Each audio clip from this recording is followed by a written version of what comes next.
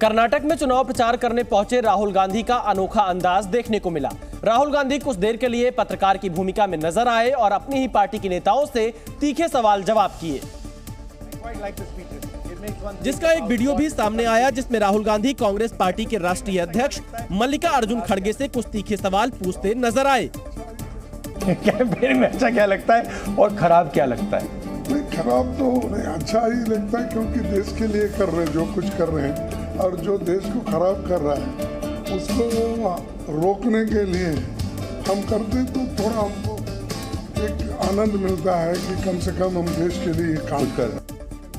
सवाल जवाब का ये सिलसिला होटल और पार्टी दफ्तर से लेकर कार के अंदर भी जारी रहा और जब राहुल गांधी मल्लिकार्जुन खड़गे और कर्नाटक के मुख्यमंत्री सिद्धरमैया के साथ चुनाव प्रचार के लिए कर्नाटक की सड़कों पर निकले तो उन्होंने सिद्धरमैया से भी कुछ तीखे सवाल कर दिए, वो भी ऐसे सवाल जिनका जवाब आसान नहीं था, क्योंकि राहुल गांधी ने सीधे तौर पर कर्नाटक के सीएम सिद्धरमैया से मुख्यमंत्री की कुर्सी को लेकर सवाल पूछा, जिसे सुनकर सीएम सिद्धरमैया भी थोड़ी देर के लिए हैरान रह गए। लेकिन मुख्यमंत्री सिद्धरमैया ने राहुल गांधी के सवालों का ऐसा जवाब दिया जिसे सुनकर राहुल गांधी भी गदगद हो गए। सिद्धरमैया जी बताइए, सत्ता या विचारधारा? विचारधारा। Why? Because ideology is always important. सिर्फ सिद्धरमैया ने ही नहीं बल्कि मल्लिकार्जुन खड़गे ने भी सत्ता की जगह विचारधारा को ही महत्वपूर्ण बताया। सत्ता तो आती है और जाती है, लेकिन विचारधारा को कायम रखना ये बड़ी बात है। इसके लिए हमारे नेताओं ने कुर्बानी दी है। I agree with both खड़गे जी and सिद्धरमैया जी। क्योंकि भारत जोड़ो यात्रा के समय राहुल गांधी की सफेद टी शर्ट को लेकर काफी चर्चा हुई थी, इसलिए राहुल गांधी ने टी शर्ट पहनने के पीछे की वजह का खुलासा भी किया। Transparency and simplicity. And I don't really care much about clothes. I just prefer it simple. Rahul Gandhi जिस तरह से पत्रकार की भूमिका निभाते दिखे उसकी चर्चा देश भर में हुई और ये वीडियो भी सोशल मीडिया पर जमकर वायरल हुआ। अमेठी छोड़कर रायबरेली पहुंचे राहुल गांधी मुश्किलों में घिर गए हैं। अनिरुद्ध सिंह नाम के एक शिकायतकर्ता ने राहुल गांधी को विदेशी नागरिक बताकर उनके चुनाव लड़ने पर आपत्ति जताई और रायबरेली के रिटर्निंग ऑफिसर से राहुल गांधी का नामांकन रद्द करने की मांग कर दी। शिकायतकर्ता अनिरुद्ध सिंह ने जिन दो बिंदुओं पर सवाल उठाए उसमें राहुल गांधी को विदेशी नागरिक बताया गया, जबकि मानहानि केस में राहुल गांधी को हुई 2 साल की सजा का हवाला देकर उनका नामांकन पत्र रद्द करने की मांग की गई। बड़ी बात यह है कि शिकायत मिलने के बाद रायबरेली की जिला निर्वाचन अधिकारी हर्षिता माथुर और प्रशासनिक टीम नामांकन पत्र की जांच में जुट गई। वहीं शिकायतकर्ता को भी पूरा भरोसा है कि राहुल गांधी का नामांकन पत्र खारिज कर दिया जाएगा।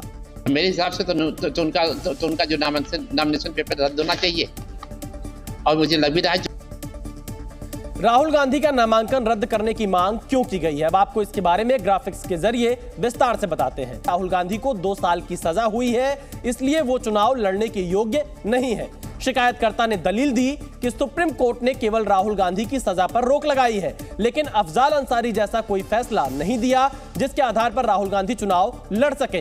शिकायतकर्ता ने सवाल उठाया कि राहुल गांधी अभी निर्दोष सिद्ध नहीं हुए हैं और निर्दोष सिद्ध होने तक राहुल के नामांकन को वैध कैसे माना जा सकता है।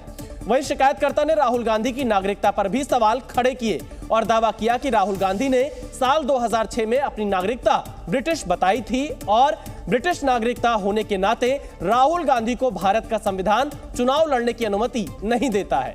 शिकायतकर्ता ने बताया कि उनकी आपत्ति पर फैसला सुरक्षित रख लिया गया है और जिला प्रशासन ने राहुल गांधी के प्रतिनिधि को बुलाकर सवाल जवाब भी किए हैं, लेकिन शिकायतकर्ता ने यह भी कहा कि अगर राहुल गांधी का नामांकन खारिज नहीं हुआ तो वो हाईकोर्ट जाएंगे। वहीं राहुल गांधी का नामांकन पत्र खारिज करने को लेकर जो शिकायत की गई उस पर कांग्रेस का बयान भी सामने आया। कांग्रेस नेता अजय पाल सिंह ने सभी दावों को बेबुनियाद बताया और कहा कि शिकायत करने की जो समय सीमा होती है वो खत्म हो चुकी है। बगैर तथ्यों की बात को घुमाते फिराते जबरदस्ती समय खराब करने के लिए ये आपत्तियां दर्ज की गई थी। पर्चा पहले भी वैध था और अभी भी वैध है। कांग्रेस पार्टी ने दावा किया कि नामांकन पत्र में कहीं कोई गड़बड़ी नहीं है और राहुल गांधी रायबरेली से चुनाव लड़ेंगे। गुजरात पुलिस ने सूरत से सुहेल अबू बकर नाम के मौलाना को गिरफ्तार कर बड़ी साजिश का पर्दाफाश किया। आरोपों के मुताबिक अबू बकर के निशाने पर कई हिंदूवादी नेता थे और सूरत पुलिस ने आरोपी सोहेल को पुख्ता जानकारी के आधार पर गिरफ्तार किया। पुलिस के मुताबिक उसके निशाने पर पूर्व बीजेपी प्रवक्ता नुपुर शर्मा, तेलंगाना के बीजेपी विधायक टी राजा, हिंदू सनातन संघ से जुड़े उपदेश राणा और एक निजी टीवी चैनल का मालिक था। पुलिस को आरोपी अबू बकर के मोबाइल फोन से कई अहम सबूत मिले हैं। इनको धमकी देने का और इनको टारगेट करने के लिए इनकी पूरी चैटिंग और पूरी प्लानिंग उसमें इनके मोबाइल फोन में से मिली, आरोपी के मोबाइल फोन से। पुलिस का दावा है कि आरोपी को पाकिस्तान और नेपाल से निर्देश मिल रहे थे, साथ ही ये हथियार खरीदने की बात कर रहे थे।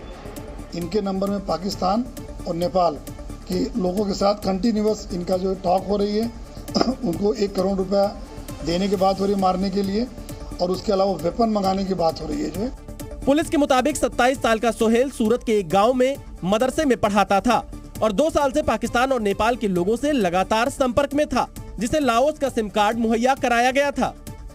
इधर साजिश के तार खंगालने के लिए क्राइम ब्रांच ने जांच और तेज कर दी है और जिन लोगों से संपर्क में था पुलिस उनकी तलाश में जुट गई है। साथ ही शुरुआती जांच में कई अहम खुलासे हुए।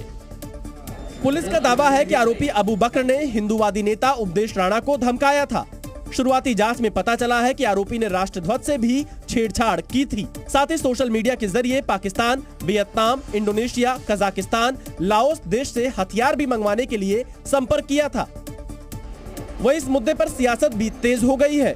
केंद्रीय मंत्री गिरिराज सिंह ने कहा कि मौलाना की गिरफ्तारी से जो खुलासे हुए हैं उसके बाद अब लोगों को सजग हो जाना चाहिए। भारतवंशी अभी भी चेतो, नरेंद्र मोदी देश का केवल पिछड़ों का नेता नहीं है, भारत के सनातन को भी उस ऊंचाई पर ले जाने का काम कर रहा है। ऐसे लोग आपके खिलाफ हो रहे हैं, आप जगें और इन लोगों को पहचानें।